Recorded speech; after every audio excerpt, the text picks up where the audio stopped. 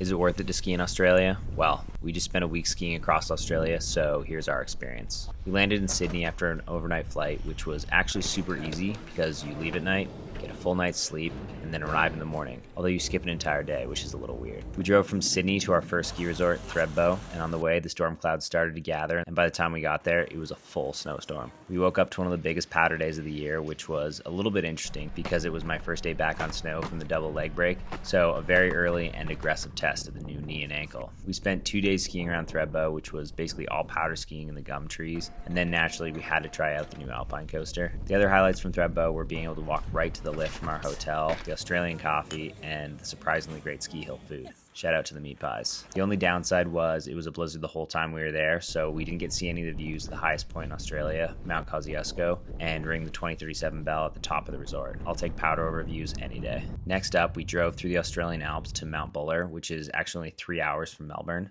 We got to see plenty of wallabies and kangaroos on the drive, but unfortunately no wombats despite many signs to watch out for them. The drive to Buller was a little treacherous because the blizzard continued, and we had to put chains on for the final approach to the hotel, which was right on the mountain since the whole village is ski and ski out at Buller. We picked these two resorts because they're both on the Icon Pass, so we were able to ski up to 7 days at both, and we used our pass from this last North American season. Our powder ski through Australia continued, and we got 3 great days of powder skiing, but the storm finally cleared up on our last day, and we got some great views and blue sky. A highlight from our time in Buller was seeing the hometown legend and Olympic gold medalist Jakara Anthony have the mogul run named after her, and then watching her compete on it right after. The energy around skiing of every kind here was really apparent, and you could tell how passionate skiers in Australia are about the sport and culture. So, was the trip to Australia and giving up a week of summer weather worth it? Well, considering the great skiing, amazing food, Australian hospitality, and next level coffee, I'd say it's a no-brainer. But I think the thing that stood out the most is how different the skiing is. It's a totally different experience skiing through the gum trees deep in the Australian mountains compared to the Rocky Mountains, European Alps, or anywhere else I've been. So it's an experience I would definitely recommend others to try out.